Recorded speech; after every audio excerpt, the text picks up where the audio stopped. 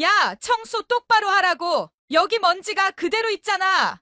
며느라, 엄마가 청소 열심히 한다고 했는데 너 마음엔 안 드나 보구나. 어디서 말대꾸야. 토 달지 말고 시키는 대로나 해. 아니, 며느라, 너가 어떻게 엄마한테 이럴 수가 있어. 너만한 며느리가 없다고 엄마가 얼마나 자랑을 하고 다녔었는데. 그때랑 지금이랑 같아? 내가 미쳤다고 할 일이 없어서 당신 같은 늙은이를 그냥 모셨겠냐고. 며느리에게 반말까지 들어가며 개무시를 당한 박선희 씨였습니다. 꽁꽁 숨겨놨던 추악한 실체를 드러낸 며느리를 가만두고만 볼 수는 없겠죠. 좋은 게 좋은 거라고 꾹꾹 참고 살았던 박선희 씨가 막 되먹은 며느리에게 정말 기막히고 통쾌한 참교육에 성공했다고 합니다. 과연 얼마나 기막힌 방법으로 며느리를 참교육했는지 지금부터 한번 들어보실래요? 그리고 사연 시작 전 먼저 눌러주시는 구독과 좋아요 는 사연 영상을 제작하는 저에게 세상 무엇보다 큰 힘이 됩니다. 지금 바로 좋아요 한 번씩 눌러주세요. 그럼 바로 사연 시작하겠습니다. 안녕하세요. 제 이름은 박선희입니다. 저희 남편은 평소 몸이 좋지 않았습니다. 오랫동안 지병을 앓아왔고 상태가 나빠질 때마다 혹시라도 이 사람이 나를 두고 떠나는 것은 아닐까 불안에 잠을 이루지 못했던 날이 많았습니다. 병원 창문 너머로 들려오던 매미 소리가 귓가를 울리던 작년 여름 결국 남편은 저를 남겨두고 세상을 떠났습니다. 남편은 평소에도 자신에게 남은 날이 많지 않다는 것을 알고 있는 것 같았습니다.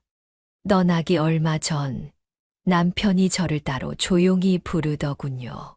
창밖을 바라보며 오래도록 말을 잇지 못하던 남편은 한참을 망설이다가 마침내 힘겹게 입을 열었습니다.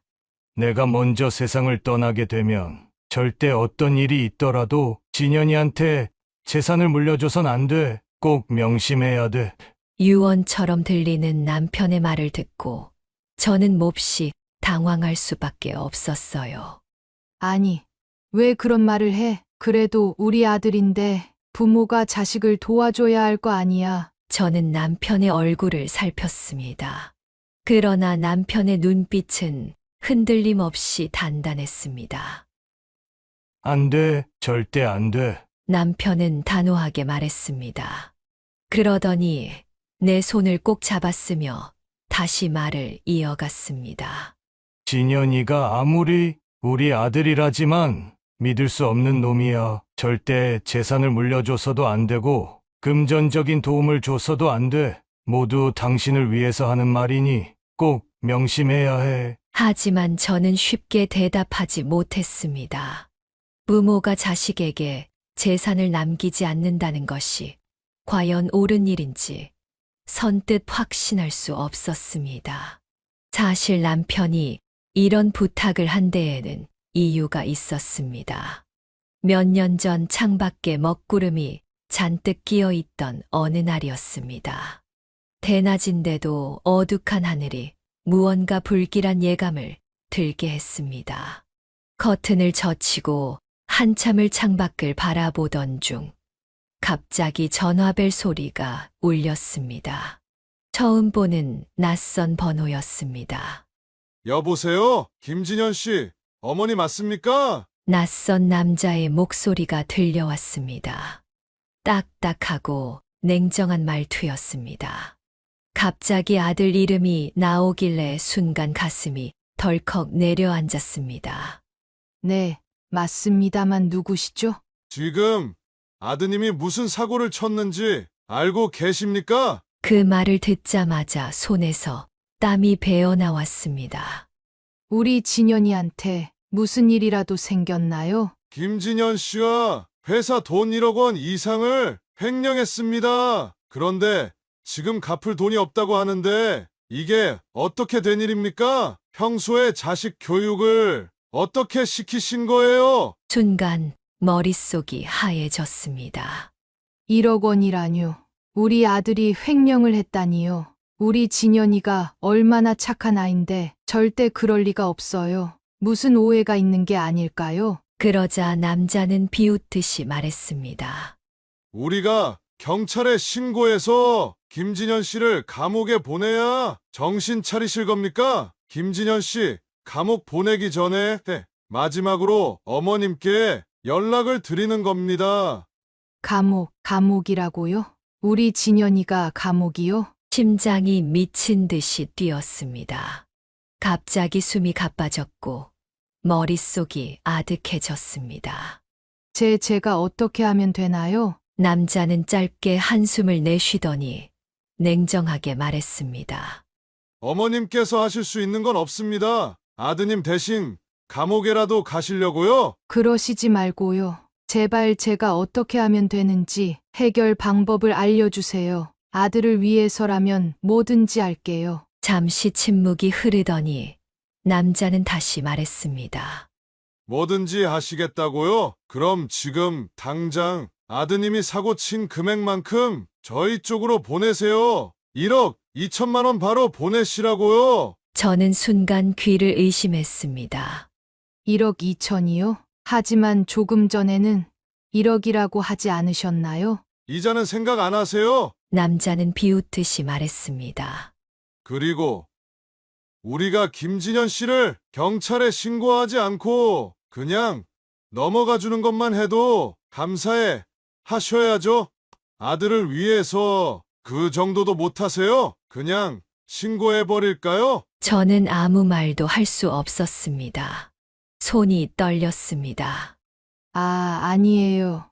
지금 당장 보내겠습니다. 저는 손을 떨며 통장 잔고를 확인했습니다. 저에게도 정말 큰 돈이었습니다. 하지만 제 아들이 감옥에 가는 걸 볼 수는 없었습니다. 결국 아무 생각도 할 겨를 없이 송금 버튼을 눌렀습니다.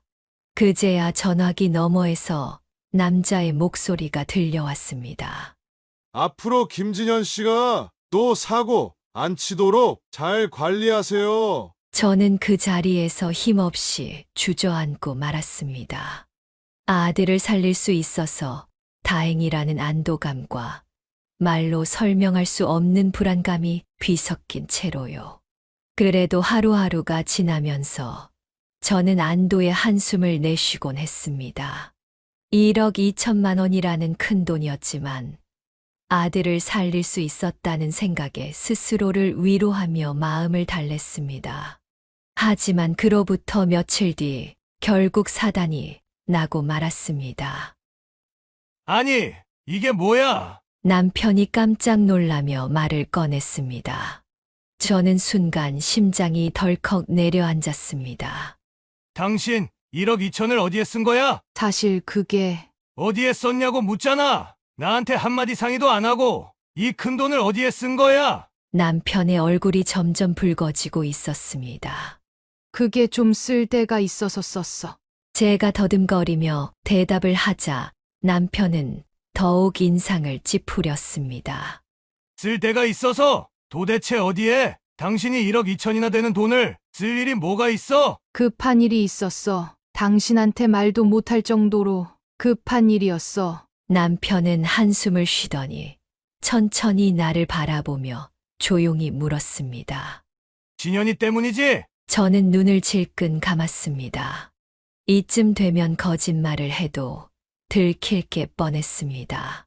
결국 저는 모든 사실을 이야기하고 말았습니다.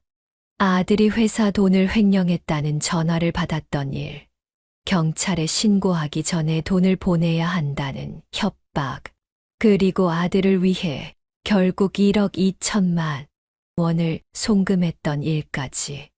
남편은 아무 말 없이 제 이야기를 들었습니다.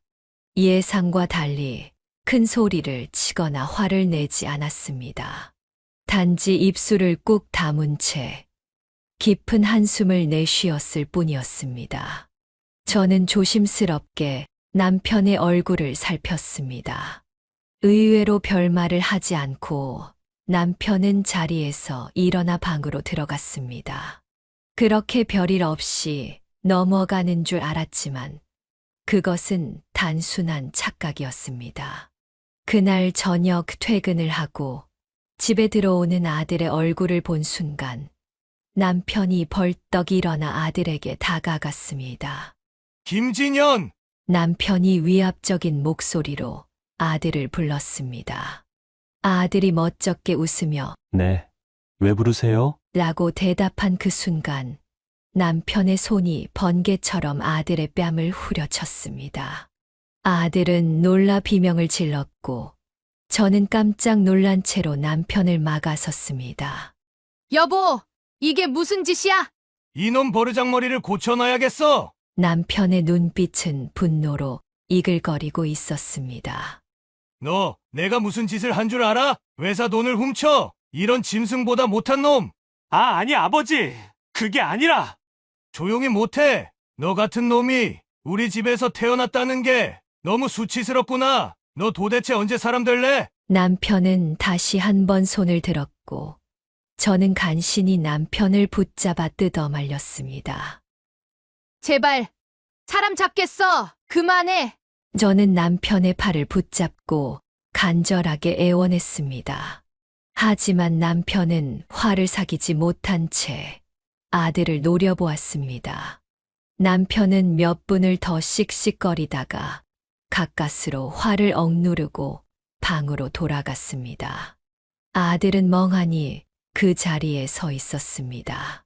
볼에는 선명한 손자국이 남아 있었고 당황한 표정으로 저를 빤히 쳐다보고 있었어요. 엄마! 아빠 정말 너무한 거 아니야? 어떻게 사람을 때릴 수가 있어?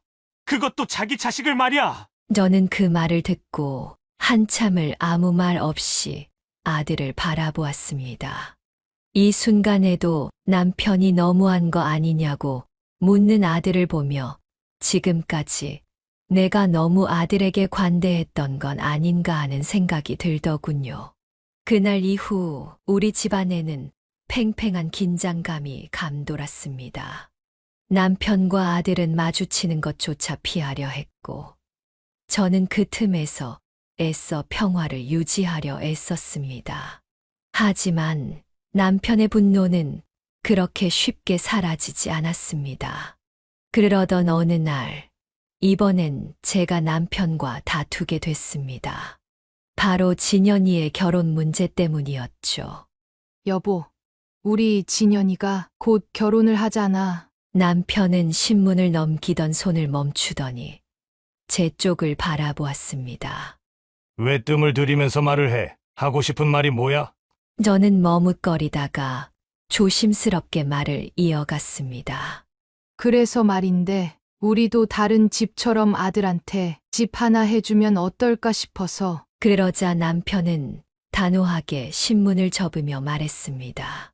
절대 안 돼. 왜 안 돼? 다른 집들도 다 자식들한테 집 해주잖아. 우리도 진현이를 조금 도와주면 진현이가 편하게 살 수 있잖아. 부모로서 그 정도는 해줘야 하지 않겠어? 남편은 깊은 한숨을 내쉬며 말했습니다. 당신은 아직 진현이가 어떤 애인 줄 몰라서 그러는 거야. 진현이는 항상 우리 도움받는 걸 당연하게 생각해왔어. 한 번도 고맙게 여기지도 않았다고. 저는 순간 말문이 막혔습니다. 남편은 잠시 먼 곳을 바라보다가 조용히 말을 이었습니다. 우리도 단칸방에서 시작했잖아. 처음엔 힘들게 시작했어도 조금씩 돈을 모아서 조금씩 넓은 집으로 이사 다니면서 지금까지 온 거잖아. 진현이도 원룸에서 시작해서 둘이 노력해서 자기들 힘으로 집을 마련하면 되는 거야. 부모 도움 없이도 살아갈 수 있어야지. 저는 조용히 남편의 말을 곱씹었습니다. 남편의 말은 결코 틀린 것이 아니었습니다. 하지만 저는 여전히 아들이 힘들어할까봐 걱정되었습니다. 그래도 요즘 애들은 다들 부모 도움받아서 시작하는데 우리 진현이만 혼자 힘으로 한다면 너무 힘들지 않을까? 결혼할 때 부모가 아파트 사주는 집이 몇 집이나 된다고 그래. 진현이 정도면 고생 안 하고 정말 편하게 자란 거야. 남편은 쓴웃음을 지으며 냉정하게 잘라 말했습니다. 더 이상 똑같은 이야기 꺼내지 마. 남편의 단호한 거절에 저는 말문이 막혔습니다. 그리고 이런 일들이 있었기 때문에 남편은 마지막 순간까지 제가 아들 진현이에게 전 재산을 넘길까봐 걱정이 됐던 거겠죠. 남편이 세상을 떠난 지금은 충분히 남편의 마음을 이해할 수 있습니다. 평생을 함께했던 남편이 먼저 세상을 떠난 후 저는 큰 외로움을 느꼈습니다.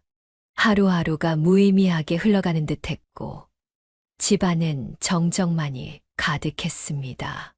벽지 하나하나에 남편의 흔적이 남아있는 듯했고 텅 빈 식탁 앞에 앉아 있으면 저절로 한숨이 나왔습니다. 그런 저를 위로해 준 사람이 있었으니 바로 저희 며느리였습니다. 며느리는 늘 저에게 너무 잘했습니다. 우리 진현이한테 시집 와줬다는 것이 고맙다고 생각들 정도로 저한테 지극정성이었어요. 특히 남편 없는 허전한 집안에서 외롭게 지내는 저를 더욱 살뜰하게 챙겼습니다. 어머님, 저녁 드셨어요? 오늘은 제가 어머님께서 좋아하시는 반찬도 조금 만들어 왔어요. 며느리는 항상 다정했고 저는 그런 며느리가 기특하고 고마웠습니다. 그리고 어느 날 며느리가 뜻밖의 이야기를 꺼냈습니다. 어머님, 이렇게 넓은 집에 혼자 계시면 너무 적적하시잖아요. 저희랑 함께 사시는 게 어떠세요? 처음엔 저는 손사래를 쳤습니다. 아니야. 나는 괜찮다. 너희 신혼생활을 방해하고 싶지 않아. 하지만 며느리는 간절한 얼굴로 말했습니다. 어머님을 혼자 두는 게 너무 마음에 걸려서요. 요즘 밤에 잠도 잘 못 주무신다면서요? 제가 옆에서 잘 챙겨드릴게요. 며느리가 눈에 눈물마저 글썽거리며 말을 하는 모습에 더 이상 거절할 수가 없었습니다. 그래. 그러면 내가 살던 집을 팔고 너희 집으로 들어가도 괜찮겠니? 그러자 며느리는 금세 얼굴을 환하게 밝히며 말했습니다. 어머님, 잘 생각하셨어요. 저희랑 같이 사시면 더 이상 외롭지 않으실 거예요. 그렇게 저는 며느리의 집으로 들어갔습니다. 처음에는 걱정도 많았습니다. 세대 차이가 나는 며느리와 함께 산다는 게 과연 가능할까 싶었지요. 하지만 그런 걱정은 금세 사라졌습니다. 며느리는 여전히 다정했고 아들도 예전보다 더 따뜻하게 대해 주었거든요. 무엇보다 며느리는 제게 어떤 집안일도 강요하지 않았어요. 오히려 어머님은 그냥 쉬세요. 제가 다 할게요. 라고 말했습니다. 하지만 문득 이런 생각이 들었습니다. 그래도 내가 가만히 있을 수는 없지. 그냥 손님처럼 있을 수는 없어. 저는 스스로 아들과 며느리를 도와주었습니다. 설거지도 하고 빨래도 개고 간단한 집안일도 도왔습니다. 사실 집에 혼자 있으면 할 일도 없었으니 몸을 움직이는 것이 오히려 좋았습니다. 그렇게 함께한 시간이 길어질수록 저는 며느리에게 더욱 고마운 마음이 들었습니다. 우리 며느리는 참 복덩이다. 이렇게 좋은 아이가 우리 집에 시집와서 정말 다행이야. 그러던 어느 날 아침, 저는 평소처럼 공원을 산책하고 있었습니다. 가을 바람이 서늘하게 불어와 낙엽이 살랑거렸고, 주변에는 강아지를 데리고 산책하는 사람들, 가볍게 조깅을 하는 사람들, 벤치에 앉아 햇살을 즐기는 노인들이 보였습니다. 저는 천천히 길을 걷다가 익숙한 얼굴을 발견했습니다. 어머, 박씨 아주머니. 저는 반갑게 손을 흔들었습니다. 박씨 아주머니도 저를 보더니 다가왔습니다. 하지만 박씨 아주머니의 표정이 어딘가 심각해 보였습니다. 어머, 잘 지내셨어요? 네, 잘 지냈죠? 그런데 아주머니 표정이 왜 그래요? 어디 아프세요? 박씨 아주머니는 주위를 두리번거리며 사람이 없는지 확인하더니 갑자기 작은 목소리로 조심스레 이야기를 꺼내기 시작했습니다. 요즘 며느리가 너무 잘해주지 않아요? 순간 며느리 이야기가 나와 조금 이상하다 생각이 들었지만 다시 활짝 웃으며 대답했습니다. 그럼요, 우리 며느리는 저에게 늘 잘해줬어요. 우리 아들이랑 결혼하기 전에 연애를 할 때부터 지금까지 단 한 번도 저를 서운하게 만든 적이 없어요. 정말 이만한 며느리가 없어요. 저는 정말 복 받았다니깐요. 그런데 이상하게 박씨 아주머니의 표정이 어두워졌습니다. 그게 진심이 아닐 수도 있어요. 박씨 아주머니의 어이없는 말에 저는 순간 기분이 몹시 불쾌해졌습니다. 아니, 무슨 말씀을 하시는 거예요? 갑자기 우리 며느리한테 왜 그런 말씀을 하세요? 아주머니, 제 말 똑똑히 들으세요. 며느리를 믿으면 안 돼요. 뭐라고요? 며느리가 그쪽 재산을 노리고 있다니깐요. 저는 너무 황당해서 피식 웃고 말았습니다. 도대체 왜 그러세요? 오랜만에 만났는데 왜 이상한 소리를 하시냐고요? 우리 며느리는 그런 사람 아니에요. 이상한 소리 하지 마시고 그냥 가던 길이나 가세요. 하지만 박씨 아주머니는 물러서지 않았습니다. 오히려 더욱 진지한 목소리로 말했습니다. 며칠 전에 남편이랑 경치 좋은 카페에 갔는데요. 거기서 그쪽 며느리를 봤어요. 그래요? 우리 며느리가 진현이랑 같이 커피 마시러 갔나 보죠. 그런데 같이 있던 사람이 진현이가 아니었어요. 그 말을 듣는 순간 제 몸이 순간적으로 굳어졌습니다. 뭐라고요? 내가 몇 번이나 확인했어요. 하지만 그 남자는 절대 진현이가 아니었어요. 저는 애써 웃으며 대답했습니다. 설마요, 사람을 잘못 본 거 아니에요? 하지만 박씨 아주머니는 고개를 세차게 저었습니다. 아니에요. 그리고 내가 며느리가 그 남자와 나누는 대화를 엿들었거든요. 뭐라고 했는데요? 며느리가 그러더라고요. 자기 남편, 그러니까 아주머니 아들 진현이를 욕하면서 그렇게 모자란 놈이랑 결혼한 것도 다 돈 때문이었다 라고 말을 하더군요. 그 순간 가슴이 철렁 내려앉았습니다. 에이, 설마. 잘못 들으신 거겠죠. 우리 며느리가 그럴 리가 없어요. 그리고 아주머니한테 잘하는 것도 다 재산을 노리고 있어서 그렇대요. 지금 같이 사는 것도 짜증 나는데 돈 때문에 참고 있다고 하더라고요. 저는 박씨 아주머니를 노려보았습니다. 그만하세요. 아무 증거도 없이 그런 말 하면 안 돼요. 아직 끝이 아니에요. 그날 들은 얘기가 더 있어요. 또 뭔데요? 며느리가 그러더라고요. 이제 거의 다 됐어. 이미 진작에 남편도 내 말 다 듣게 만들어놨고 제일 걸림돌이던 아버님도 돌아가셨으니 이제 어머님만 어떻게 하면 돼. 조금만 더 참으면 이 집 재산이 곧 다 우리 거야. 곧 집에서 쫓아낼 생각이야. 어디 산속의 요양원으로 보내버려야지. 그 순간 귀가 멍해지는 것 같았습니다.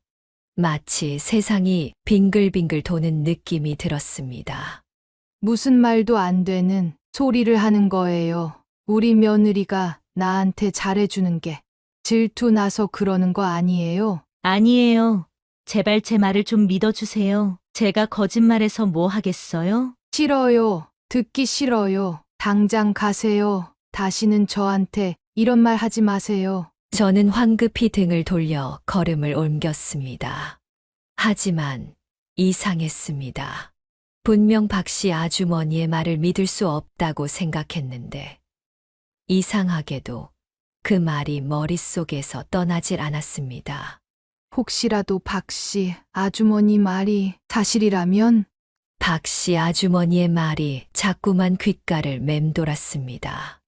이제 거의 다 됐어. 남편도 내 말 다 듣게 만들어놨고, 제일 걸림돌이던 아버님도 돌아가셨으니, 이제 어머님만 어떻게 하면 돼. 이 집 재산이 곧 다 내 거야. 어디 요양원으로 보내버려야지. 아무리 고개를 저어도 머릿속에서 그 말이 떠나지 않았습니다. 며느리가 차려주는 밥을 먹을 때도, 며느리가 살갑게 말을 걸 때도, 같이 장을 보러 나갈 때도 항상 그 말이 머릿속에 떠올랐습니다. 그 목소리가 귓가에 울려 퍼지는 것만 같았습니다. 이렇게 우리 며느리를 의심만 하고 있을 바에야 차라리 며느리의 진심을 확인해 보기로 결심했습니다. 그날 아침 저는 평소처럼 아들과 며느리와 함께 식탁에 앉았습니다. 김이 모락모락 나는 국을 떠먹으며 일부러 무심한 듯한 목소리로 말문을 열었습니다. 오늘은 중요한 얘기를 좀 해야겠어. 며느리는 늘 그렇듯이 싹싹한 얼굴로 내 얘기를 들어주었습니다. 친구가 추천해줘서 주식을 좀 샀었거든. 요즘 다들 주식 투자한다길래 나도 한번 해보려고 했는데 며느리가 숟가락을 입에 가져가다 멈칫했습니다. 주식을 사셨다고요? 그런데 이게 어쩐 일인지 내가 사기 전까지만 해도 쭉쭉 오르던 게 내가 사자마자 떨어지기 시작하더니 결국 전 재산을 거의 다 날리고 말았어. 어떻게 해야 좋을지 모르겠어. 주식은 환불도 안 된다고 하고 그 순간 며느리의 얼굴이 창백해지기 시작했습니다. 며느리는 분명 방금 전까지는 태연한 얼굴이었습니다. 하지만 내가 전 재산을 날렸다는 말을 듣자마자 눈빛이 확 변했습니다. 마치 벼락이라도 맞은 사람처럼 얼어붙었습니다. 전 재산이요? 며느리의 손이 떨리기 시작했습니다.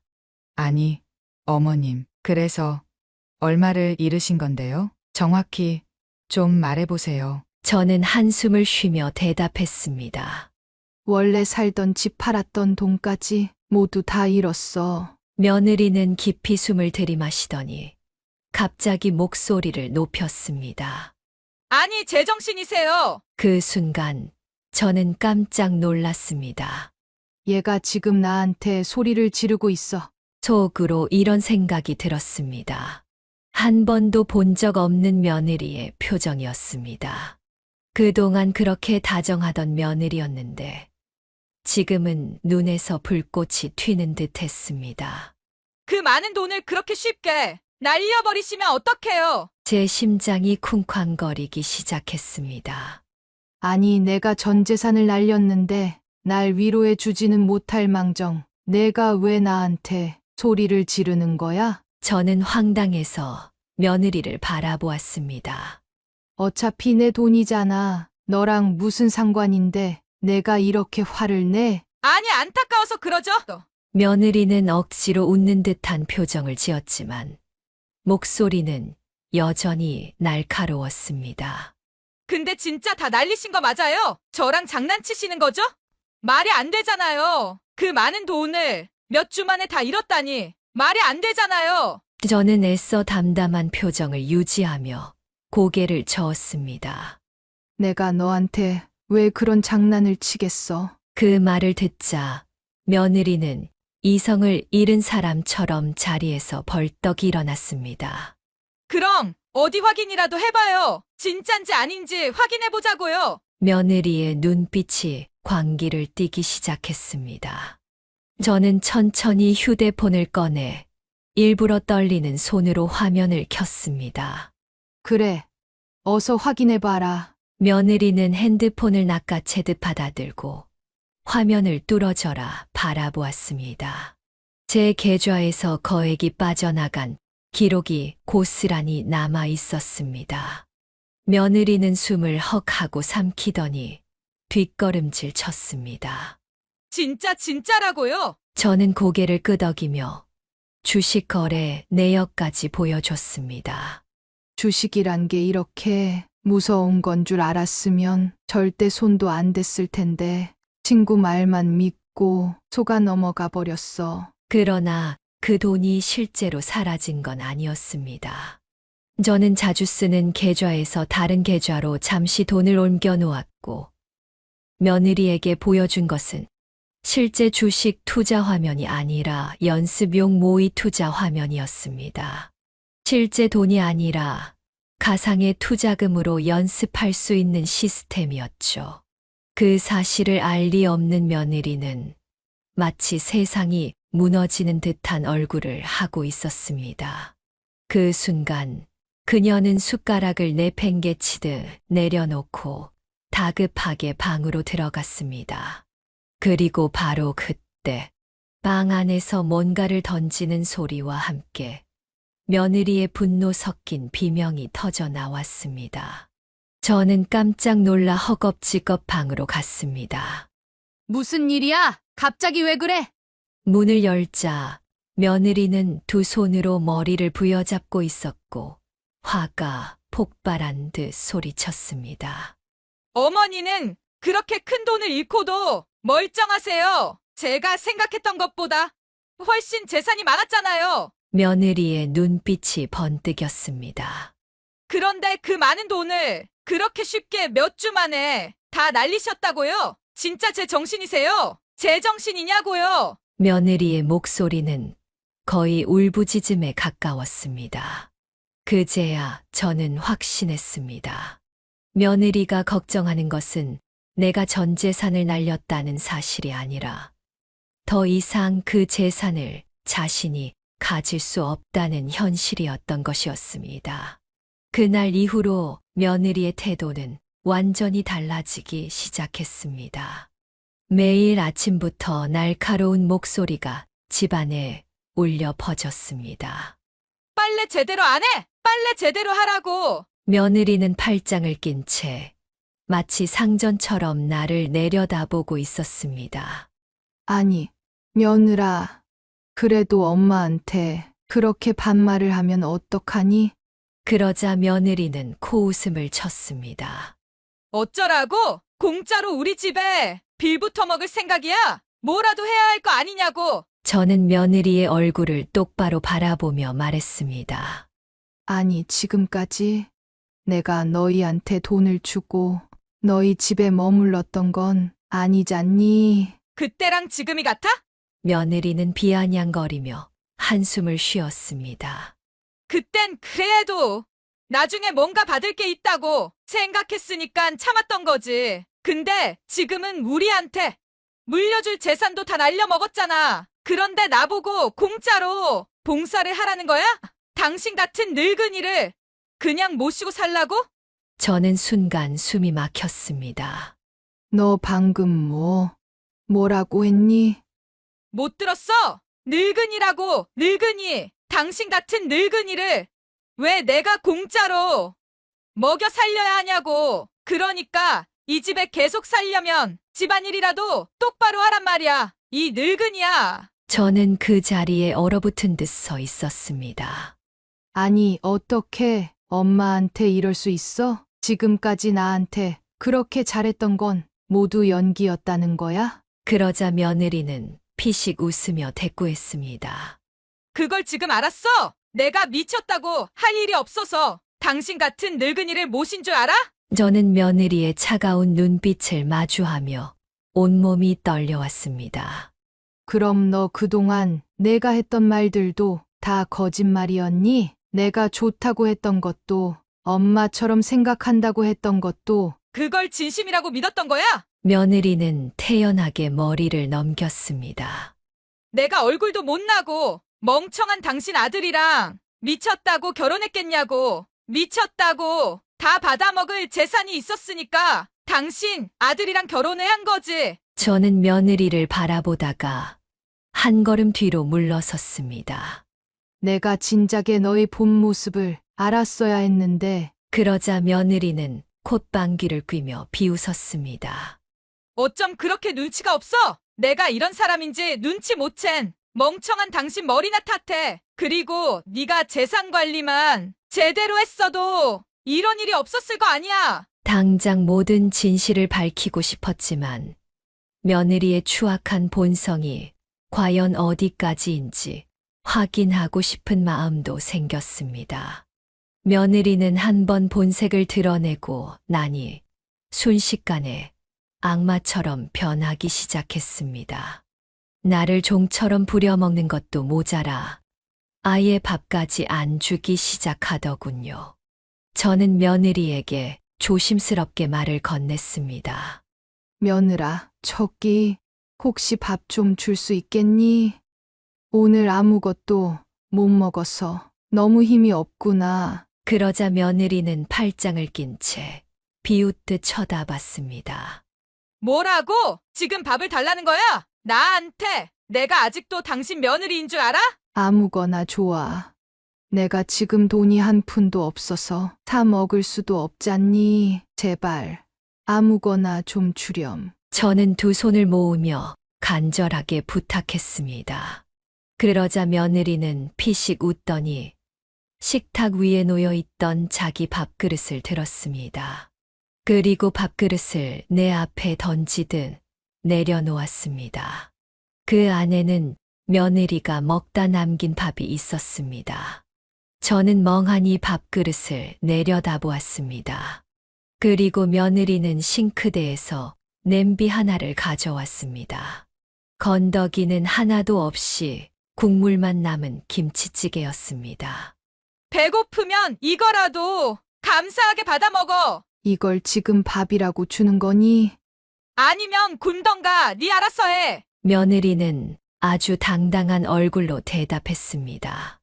네가 그거라도 먹을 수 있는 게 어디야? 그리고 어차피 내일이면 이 집에서 나갈 생각이야. 이제 여기 붙어 있을 이유가 없잖아. 몇 년 동안 재산만 물려받을 생각에 억지로 참으며 살았는데 내 인생만 낭비했어.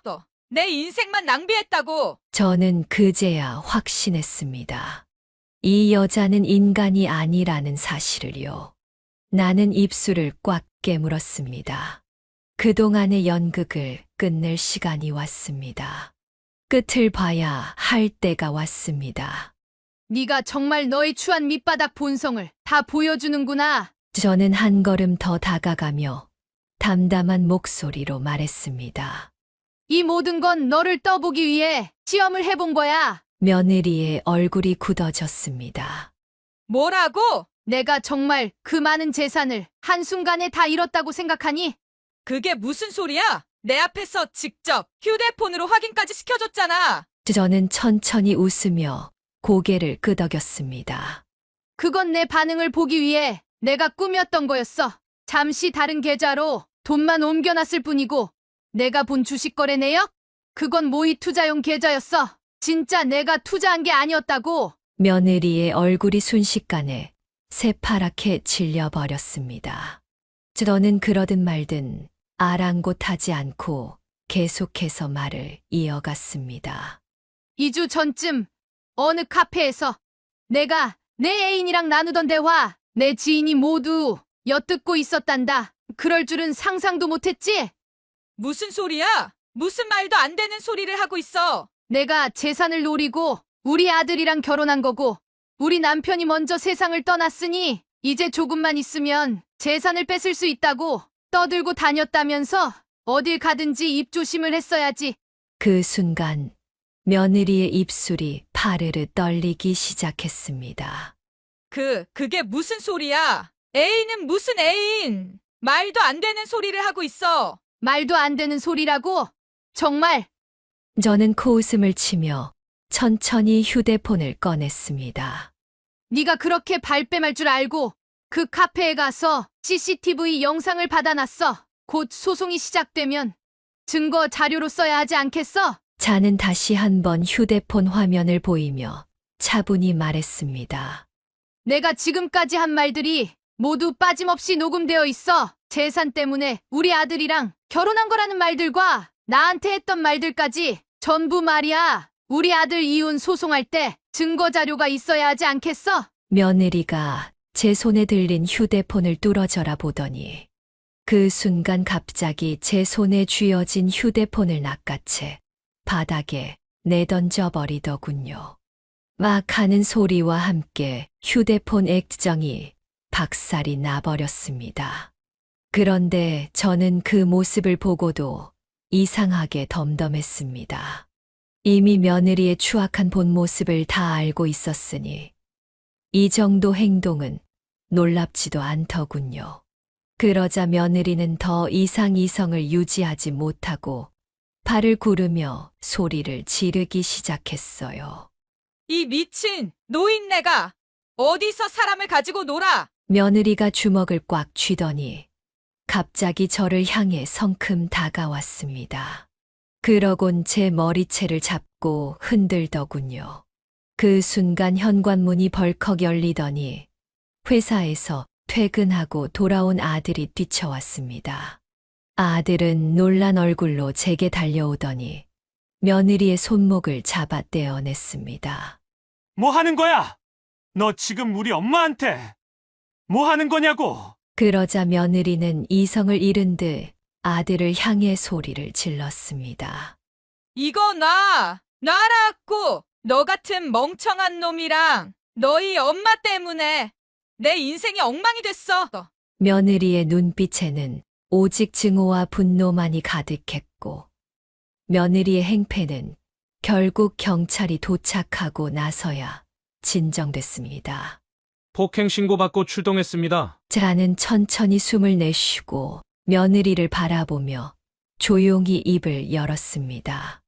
이제 끝이다. 모두 끝이야. 며느리는 끝까지 저를 노려보며 발악을 하더군요.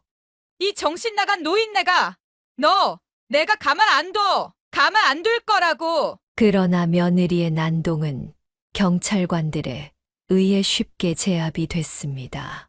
조용히 하세요. 아무래도 저희와 함께 경찰서로 가셔야겠습니다. 며느리가 경찰에게 연행되는 모습을 바라보며 제 가슴 속엔 복잡한 감정들이 소용돌이쳤습니다. 며느리는 발버둥치며 끝까지 소리를 지르고 있었죠. 나라고요. 경찰 아저씨 이건 다 오해예요. 저 노인네 말에 속지 마세요. 며느리의 목소리는 악에 받쳐 있었어요. 모든 것이 끝났지만 이상하게도 마음이 복잡했습니다. 후련한 감정이 들기도 했습니다.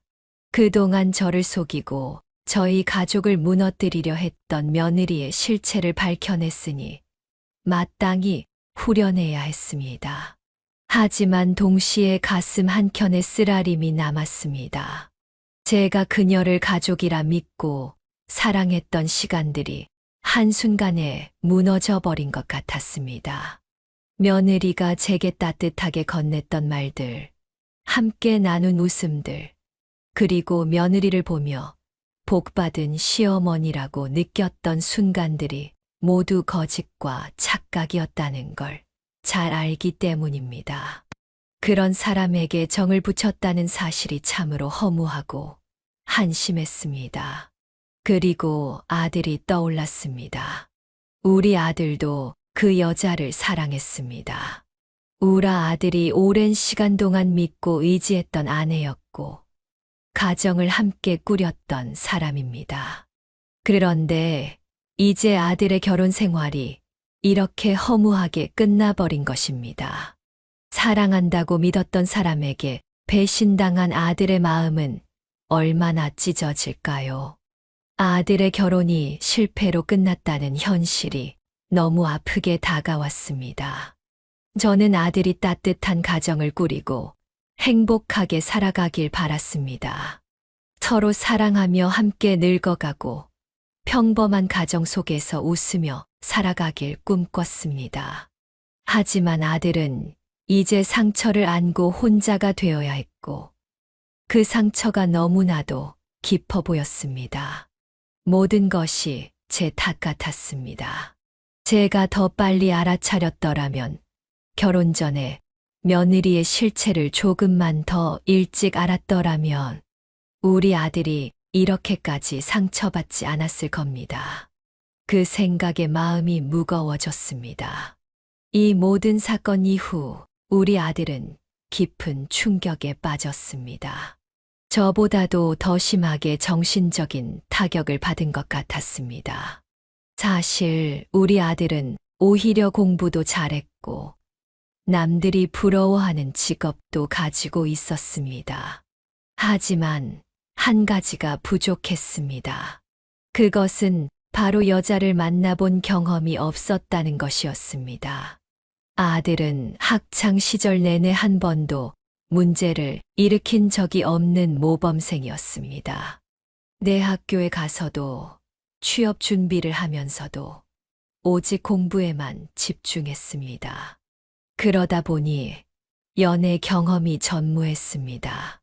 그리고 그 틈을 며느리가 교묘하게 파고든 것이었습니다. 그녀는 아들의 첫사랑이었습니다. 그러니 아들은 그녀를 맹목적으로 믿었고 사랑했고 모든 걸 다 주려 했습니다. 그렇게 며느리에게 완전히 사로잡혀버린 아들은 며느리가 무슨 말을 하든 거역할 수 없었습니다. 며느리가 저에게 무례한 태도를 보이기 시작했을 때도 아들은 며느리를 말리지 못했습니다. 며느리가 저를 향해 비아냥대고 무시하는 발언을 할 때도 아들은 차마 멈추라고 말하지 못했습니다. 왜냐고요? 며느리가 떠나버릴까봐, 며느리가가 등을 돌려버릴까봐 아들에게는 그것이 너무나도 두려웠다고 했습니다. 그리고 저는 아들에게서 또 하나의 충격적인 사실을 듣게 되었습니다. 우리 아들이 회사 돈을 횡령했다고 했던 사건, 기억하시나요? 그 모든 것이 며느리의 자작극이었습니다. 모두 연출된 사기극이었던 거죠. 사실 아들은 회사 돈에 손을 댄 적이 없었습니다. 그 전화를 걸었던 사람도 회사 관계자가 아니라 며느리가 고용한 사기꾼이었고 며느리와 사기꾼이 돈을 나눠 가졌던 것이었습니다. 더 끔찍한 것은 아들도 이 모든 사실을 알고 있었다는 것이었습니다. 그녀는 아들에게 이렇게 말했습니다. 내가 어떻게든 해결할게. 하지만 당신도 꼭 입 다물고 있어야 해. 만약 입을 열면 우리 관계도 끝이야. 아들은 그녀와 헤어지고 싶지 않아서 아무 말도 하지 않았다고 합니다. 며느리에게 완전히 조종당하고 있었던 것입니다. 모든 사실을 털어놓는 아들의 얼굴은 너무나도 창백했습니다. 엄마, 내가 너무 바보 같았어. 저는 아들의 손을 꼭 잡았습니다. 그리고 담담하게 말했습니다. 괜찮아. 앞으론 그런 실수 안 하면 되고 지금부터 다시 시작하면 돼. 하지만 며느리와의 이혼 이후 한동안 아들은 정말 괴로워했습니다. 사랑했던 사람이 철저히 자신을 속였다는 사실, 그리고 자신이 그토록 믿었던 결혼 생활이 거짓된 연극이었다는 사실이 아들의 마음을 무너뜨리고 있었습니다. 아들은 회사에 휴직을 내고 회사에 나가지도 않았습니다. 방 안에 틀어박혀 나오지 않았고 눈빛은 멍했고 말을 걸어도 제대로 대답조차 하지 않았습니다. 아무것도 하지 않으려 했고 심지어 밥조차 제대로 먹지 않던 날들이 많았습니다. 그런 아들의 모습이 안쓰러워. 저는 어떻게든 아들을 도와주고 싶었습니다. 진연아, 이대로 있어선 안 돼. 밖에 나가서 바람이라도 좀 쐬자. 몇 번을 말해도 아들은 반응이 없었습니다. 그러다가 어느 날 아들은 천천히 자리에서 일어나 밖으로 나가겠다고 했습니다. 그날 이후 아들은 조금씩 달라지기 시작했습니다. 처음에는 그냥 집 근처를 걷는 것부터 시작했습니다. 그러다가 헬스장에 등록을 했고 조금씩 운동을 시작했습니다. 그리고 정신과 치료까지 받으면서 마음을 다잡으려 정말 최선을 다했습니다. 다시 회사에 나가고 일상을 되찾으려 정말 노력을 했습니다. 그리고 시간이 꽤 지난 어느 날 아들이 제게 조심스럽게 한 가지 사실을 털어놓았습니다.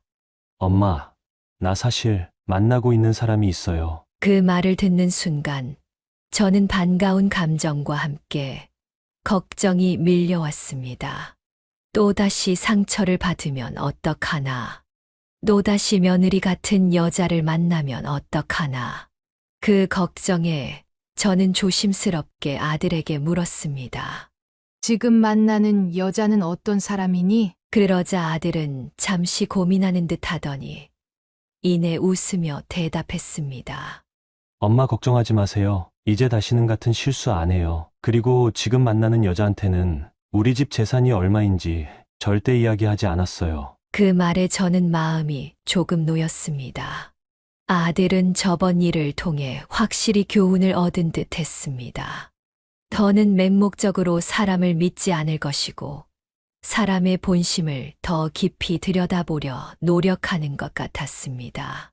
과거의 아들이라면 사랑이라는 감정에 휘둘려 상대방을 무조건 믿고 모든 것을 내어주었겠지만 이제는 조금 더 현명하게 신중하게 사랑할 수 있을 것입니다. 저는 아들의 손을 꼭 잡으며 말했습니다. 진연아, 엄마는 내가 정말 너를 아껴주는 사람을 만났으면 좋겠어. 그리고 내가 다시 행복한 가정을 꾸릴 수 있길 바래. 아들은 미소 지으며 고개를 끄덕였습니다. 그 모습을 보며 저는 문득 이런 생각이 들었습니다.